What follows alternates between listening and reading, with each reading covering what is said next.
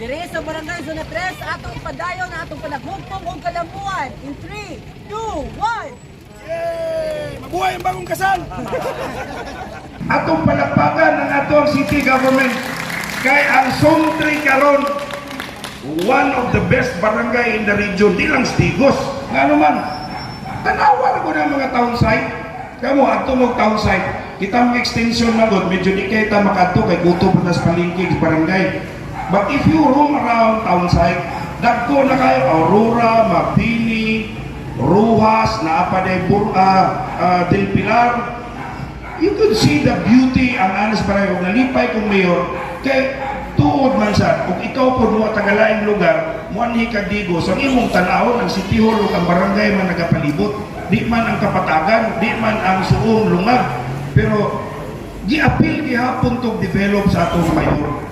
Mao lang ako nalipay ko mayo kay wala kay tatagaig labat nga mga proyekto nato makatabang yun sa tao. Dalan kana lang lapu-lapu kinilang diri sa may mason. Parte ng problema sa una. Karon ang mga lightings nato na kinahinay nagkasiga. Unsa pa ba'y pangitao nato sa Barangay Zona 3? Sa amo ang alayon, pakigpartner sa tuang syudad sa Digos, di lang minimo makit-an mayor permanente o sa itong mga opisyal.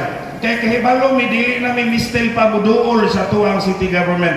Nakita na nila ang atong panginahanglan. Nakita nila ang effort sa tuang mga konsihal, sa atong mga opisyal nga diri ang Zona 3 nga kinahanglan yun ni ining commercial center nga barangay kay diri magbuhi, diri magtrabaho.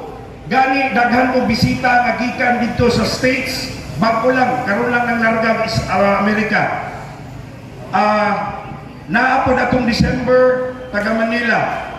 Na ay mga apelido nga bugat kayo, Po, Ayala, katong naapa sila Raneta, pero mga parinti ito negosyante ni Anhig Digos. Kay ilang tanaw unsa ang Digos kay kita karon ang pinaka top of the town, top of the region nga ang Digos sige lang kadaog og mga premyo nga wala makuha sa uban. Not only as progressive but the safest Digos City. Daghan ng mga negosyante karon ang miani nang apply sa Barangay Zona 3 sa ato ang Digos magnegosyo tungod kay ang atong barangay, ang atong syudad safety kayo. Pero dili man ato ma-perfect ang tanan, pero at least sa panahon ni Mayor Joseph Cagas, wala na kayo'y patay, wala na kayo'y kawat, o wala na kayo'y rambol. Maski sa Zona 3, Mayor, nawala ang ato ang mga gang, nawala ang ato ang mga gitawag na itong mga rayot-rayot. Tungod po na sa pakig-alayon o aktibo ni Colonel Hamlet Lerios. Palapakan na to si Colonel. Alayon kayo may tungod kay naay mga gitawag o grade, naay gitawag o mga sabot na adayon, pero kaluis Ginoo wala nagyugta agii diri og ingon anak ka dilubyo. In fact sa ubang lugar naigiambos nga mayor, naigiambos nga gobernador, naigipatay nga kapitan. Sakit kay palandungon nga nangilabuhi lang ta diri sa barangay pagkahuman na ay mga yun anak, because there is a good coordination, partnership with the head of office, partnership with the people like you nga kamo nituman mo sa barangay, malipayon ang tanan gikan sa mga bata hangtod sa atong mga senior citizens. In fact, nalipay ko kay na legal consultation karon nga naitabo sa atong barangay.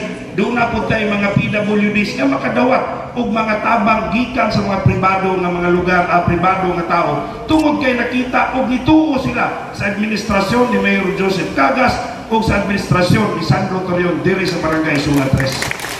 Busa nining kahaponon, my thanks, my gratitude to the men and women of the city government of Digos, to Mayor Joseph Cagas, to Vice Mayor Johari Banya, and the rest of the council, Badong Dumugho, Councilors King Latasa, Bae, Isma, and the rest of the head of office, including all these city councilors, hindi na ko ma-mention, kay basig mamali ko kusngalan, ang atong mga konsihan sa barangay nga aktibo, naningkamot ka nato, nga kitang tanan, magmalambon, hapsay, ug malipayon, nga barangay, ug malipayon, nga taga-syudad sa Digos. Daghang salamat!